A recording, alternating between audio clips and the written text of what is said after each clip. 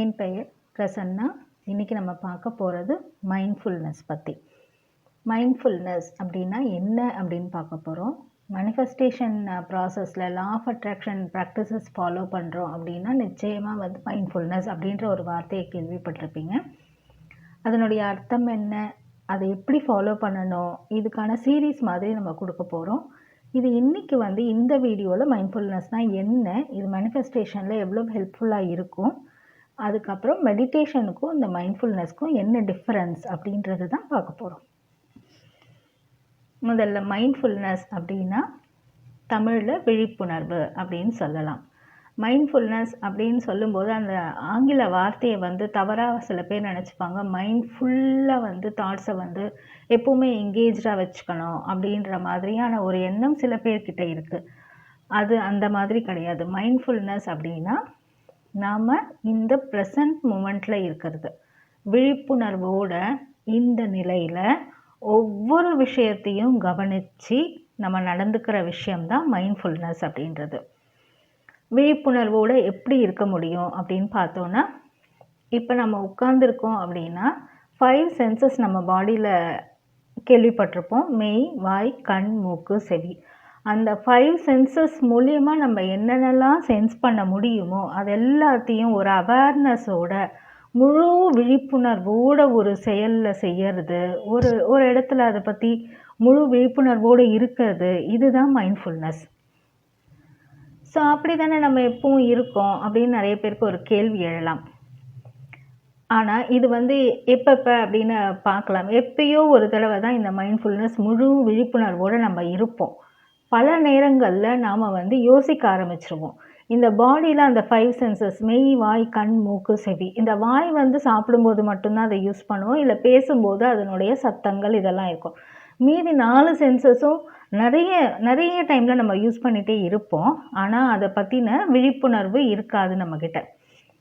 சில இடத்துல போகும்போது ஸ்மெல் வரும், எக்ஸ்ட்ராடினரியாக ஒரு ஸ்மெல். இப்போ ஒரு ரயில்வே ஸ்டேஷன் வழியாக போயிட்டுருக்கோம், அங்கே ஒரு கடை இருக்குது, அங்கே சூடாக வடை போடுறாங்க அப்படின்னா அந்த வடையோட வாசனை ரொம்ப ஜாஸ்தியாக வரும்போது தான் அங்கே அந்த ஸ்மெல்லோடது, அந்த மூக்கோடைய ஆக்டிவிட்டியை நம்ம உணர ஆரம்பிப்போம். மற்ற டைம்லேயும் அங்கே சின்னதாக இன்னும் கொஞ்சம் கம்மியான லெவலில் ஸ்மெல் இருந்துட்டு தான் இருக்குது. ஆனால் நம்மளுக்கு அந்த விழிப்புணர்வு இருக்கிறது கிடையாது.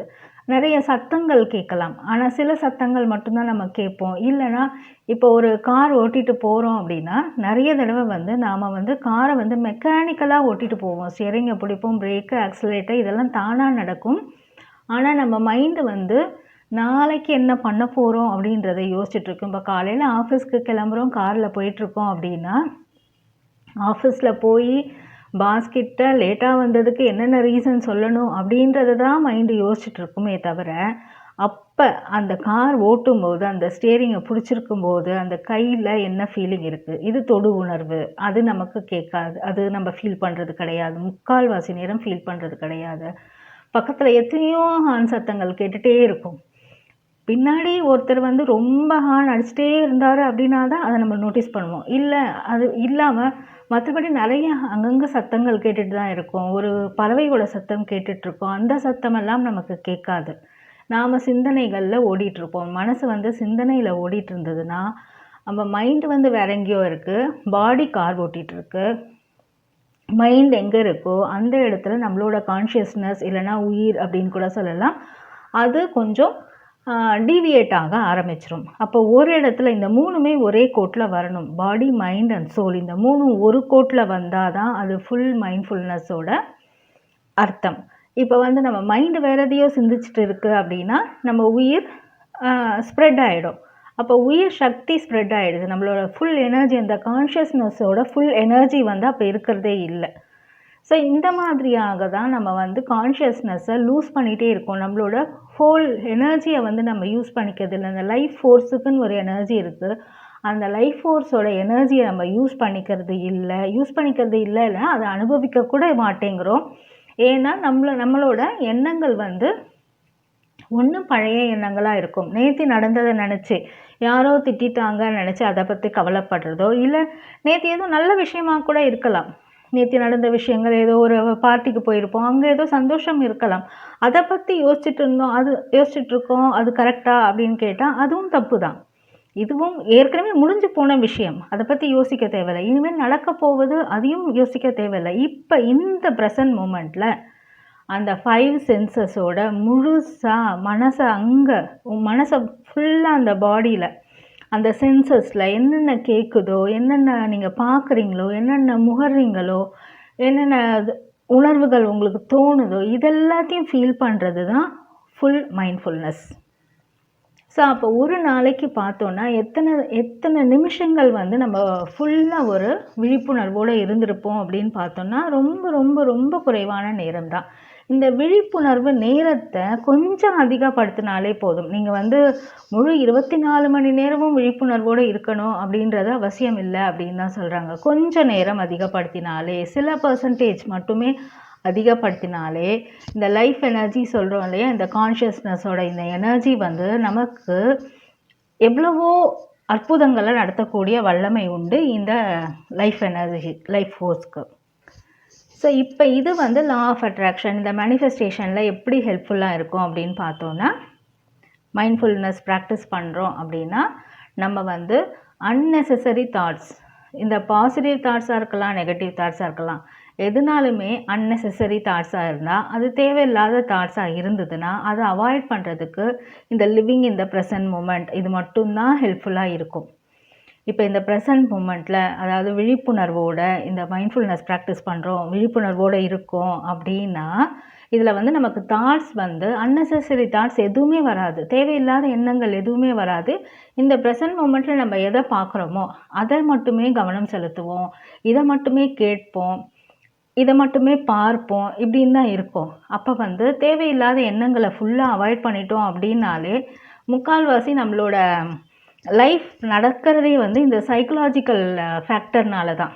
நம்ம தேவையில்லாமல் போட்டு எல்லாத்தையும் குழப்பி நம்ம லைஃப் நல்லா இல்லை, விதி சரியில்லை அப்படின்ற மாதிரி குறப்பட்டுட்ருப்போம்.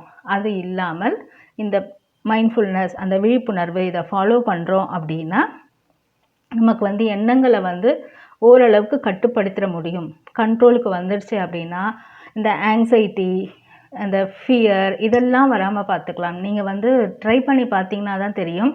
எப்பப்பெல்லாம் நம்ம இந்த மைண்ட்ஃபுல்னஸை ப்ராக்டிஸ் பண்ணுறோமோ அந்த முழு நேரமும் நம்ம மனசு எப்படி இருக்குன்னா அந்த நேரத்தில் மட்டும்தான் கவனம் செலுத்தும், தேவையில்லாத எண்ணங்கள் இருக்காது. அப்போ அந்த பயமோ பதட்டமோ எதுவுமே இருக்காது.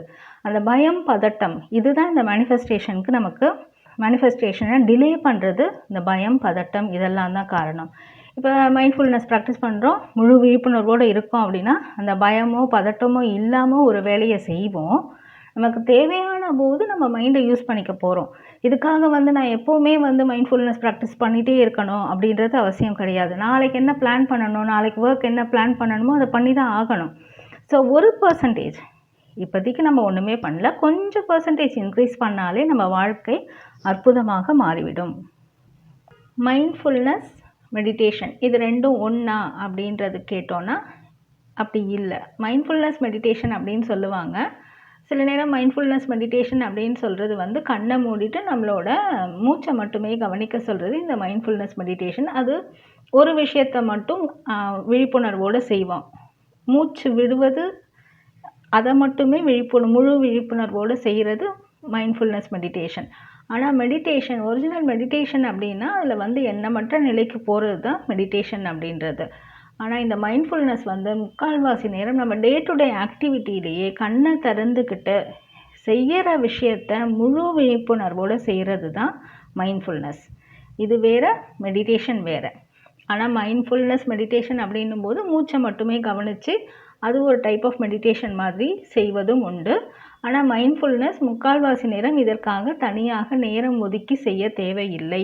இது வந்து கண்ணை மூடி ஒரு இடத்துல உட்காந்து பண்ணணும் அப்படின்ற அவசியம் இல்லை. நம்ம வேலையை பார்த்துக்கிட்டே நம்ம செய்கிற வேலையிலேயே மைண்ட்ஃபுல்னஸாக அதை பண்ணுறோம், விழிப்புணர்வோடு பண்ணுறது தான் இந்த மைண்ட்ஃபுல்னஸ் ப்ராக்டிஸோட ஒரு முக்கியமான ஒரு அம்சமே இது தான். எந்த ஒரு செயலாக இருந்தாலும் அதில் வந்து முழு விழிப்புணர்வோடு பண்ணோம் அப்படின்னா அது வந்து இந்த மைண்ட்ஃபுல்னஸ் அப்படின்றது சொல்லலாம். அதனால் மைண்ட்ஃபுல்னஸ் ப்ராக்டிஸ் பண்ணுறதுக்கு நமக்கு தனியாக நேரம் ஒதுக்கணும் அப்படின்றது அவசியம் இல்லை.